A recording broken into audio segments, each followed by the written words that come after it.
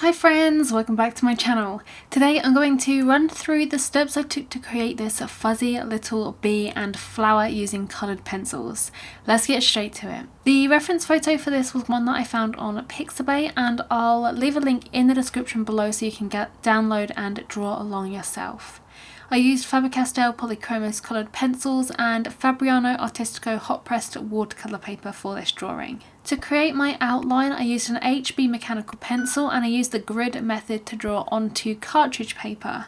I then transferred the image from that cartridge paper to my drawing paper, and I have a couple of videos here on my channel explaining my process if you want to check out how I actually create my outlines. I started off this portrait with the bee and I mapped out the very first light and dark stripe at the rear of the bee first. I used a light layer of some warm grey 1 and then layered a little bit of a sky blue to kind of get a cool undertone to the area. I started off by using a shading motion, just going back and forth and in the direction of the fuzz of the bee. This is usually slightly curved and kind of coming towards the back of the bee, so you want to make sure you pay attention to your reference photo to get that shading in the right direction. In my example, there were also a couple of little yellow kind of pollen patches present on the black end of the bee. So I added those in with a bright yellow pencil before moving into adding the darker colours. I started the darker areas off by adding some walnut brown, and I used a mixture of shading back and forth and adding in kind of like fur-like strokes.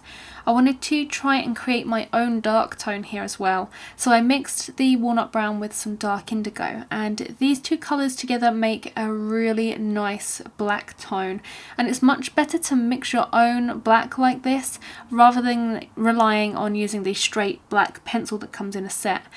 Because mixing your colours like this using a walnut brown and a dark indigo or any kind of brown and blue, it just adds a load more depth to your drawing and a lot of interest to the image. When I'm adding in these layers and all of these colours down, I always try and make sure that I use a light hand so that I can kind of erase any mistakes that I may make, and working lightly like this also allows you to just build up multiple layers, and again it adds to the depth of the image and strengthens the colours and the tones. To blend the light and dark areas together, I actually went and used a dark sepia pencil, and I used a really light touch and that tapered line technique once again, or the fur line method, to get some really subtle blending.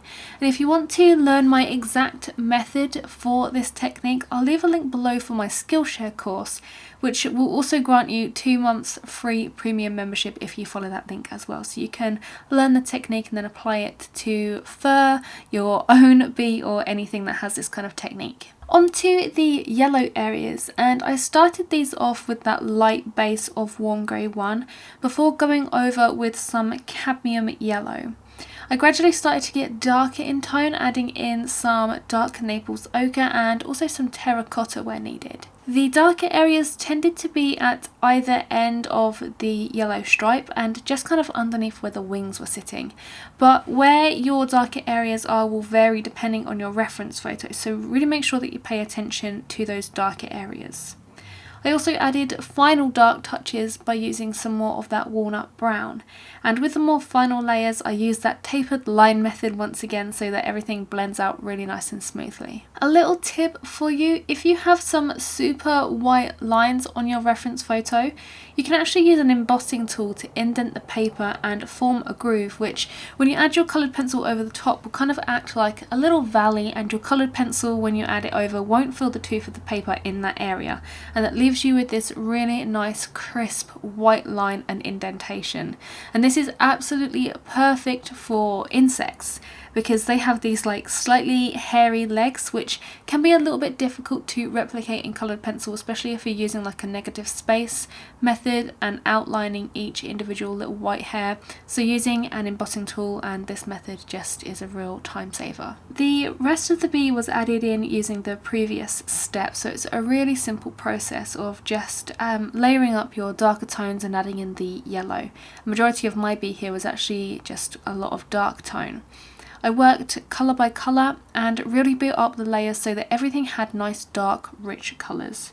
And for some of those really dark areas, especially around the legs and at the base of the wings, I used a lot more dark sepia, and I actually pressed quite hard on the pencil to eliminate as much of the grain of the paper as possible and convey the tone as dark as possible.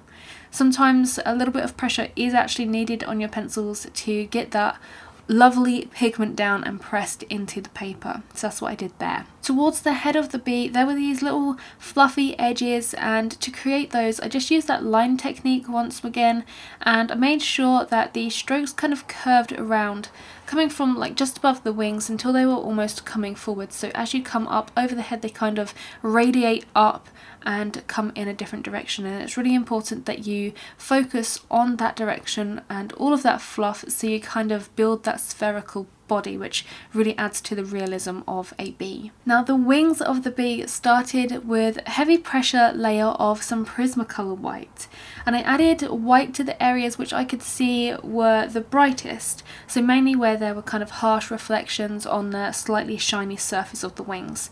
Doing this kind of works in the same way as that embossing method, except in this case I didn't kind of want to really indent the paper with a deep groove, because that would kind of take away from the light, airy, kind of floaty effect that I wanted for the wings. I then layered some warm grey 1 and some sky blue, building that super duper light tone, and I worked over a little dark indigo for some darker blue toned shadows on the tips of the wings, before going in with some burnt sienna and other yellow tones just above where the rear yellow strip is on the bee. You can actually see the reflected colours in the bee on the wings, but they're kind of a much more muted and sort of subtle, so I made sure that I kind of blended out all of those richer yellow tones with some warm grey 1 and a little bit of a white pencil, and I used minimal pressure to add those colours down as well. For the veins within the wings, I used some walnut brown and gently mapped out each little segment. Light pressure and a sharp pencil is absolutely key here, and you want to make sure that you get them quite defined so that it really looks like you have sort of separated areas within the wings. I added a little bit more light shading with the dark indigo as well towards the base of the wings and around each of those dark vein lines, just so it looks like they were kind of sunken in a little bit. With something as delicate as wings, you really want to try and convey that kind of translucent effect. So you want to make sure that you use light layers, and you want to make sure that you blend with your lighter colours. Also, as I mentioned, making sure you have a few of the colours of the bee present in your wings helps with that translucent nature. So using a lot of blues and purples is also good at conveying like an impression of light as well. So you want to make sure you have blues, purples and any colours present in your bee, and make sure they're kind of muted by blending with the white pencil or your lighter base layers. Now if you have some really crisp white reflected areas on your wings, you can actually go in and use a white gel pen to add in small bright highlights if your white pencil or using a negative space method just isn't giving you the right effect. And you can also use something like a Posca paint pen, gouache, or anything that's kind of white and opaque to help really amplify those highlights. And by amplifying those highlights, it's going to add to the realism of your piece. The bee part of this portrait was actually the easiest, and it did actually take the least time. The more consuming aspect was actually the flower, and I'm just going to give you some quick tips for drawing flowers, but if you want to see the entire process, then you can access the tutorial through my Club Puffin website tutorial subscription. The full real-time narrated tutorial is up for you to watch, and there's also line art, reference images and a materials list, so you have everything that you need to complete the project. And I hold your hand through every single step of the way, so you'll never be at a loss for what to do and what technique to use. Now, drawing botanical subjects requires a bit of a different technique and approach to a fuzzy or furry subject. The main difference is the application of the coloured pencils. So when you're drawing flowers, you want to make sure that you use a bit more of a circular motion, and make sure that you shade in kind of a few different directions so that you cover as much of the tooth of the paper as possible. You want to leave it looking really nice and smooth. Using a pencil in just that one direction, just going back and forth or up and down, can lead to a kind of sketchy finish, and it won't look smooth at all, and can even lead to your flower petals looking a little bit hairy. I know, trust me, this is what I used to do, and it's a mistake that I make sure not to make now.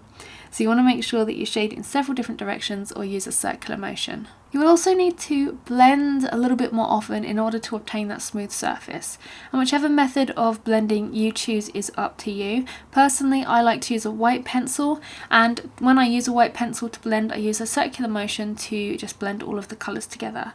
You may notice that by using a light pencil it can sometimes dull the image and the colours, but that's easily fixed with a quick gloss over of your lighter and your mid-tone colours, and it's kind of like the blending with the white pencil never happened. It's always best to work from light to dark when drawing flowers and kind of any coloured pencil subject really, but you want to really focus on where the lighter aspects are. I sometimes like to add the light layers and then go straight in and add the dark colours and then kind of blend them together with the mid-tones, especially when I'm drawing botanicals like this. I find that this way of working really helps you to judge your values, really gets that contrast cemented in there. If your petals have any dark kind of central lines like the ones in my example here, I like to add those in first. So you want to put a light layer, base layer down first, then you want to add in those dark central lines, and you want to really pay attention to how they curve and how they kind of work along the length of your particular petal. You want to add some shading around that and in the direction of the central line as well, and you'll end up with a really nice petal structure and one that looks really realistic. One important thing about botanical drawing is to make sure that your values and contrasts are accurate and defined. You don't want to be afraid to go a little bit darker in those crevices, as it really does make all the difference. Going darker around some of the lighter petals can really make them look soft and as though the light is hitting them, and also makes them look translucent. So you want to kind of apply the same kind of technique as we did to the wings of the bee. You want to make sure that you've got some darker areas surrounding your lighter areas, and that really boosts the contrast. That's pretty much all I have for you in today's tutorial. I really hope you enjoyed this one and that you can apply the techniques I've talked about and the tips here to your own drawings. And if you have a go at this one, or you want to share any of your creations with me, then make sure you tag me over on Instagram. Or you can also join my Facebook group with the link in the description below and get involved with the community. If you are new here, I'd really love it if you could hit that subscribe button and tick the bell icon as well, so that you never miss one of my uploads. I release new videos for you guys every single Friday. That's it from me. Happy drawing, and I'll see you guys next week. Bye.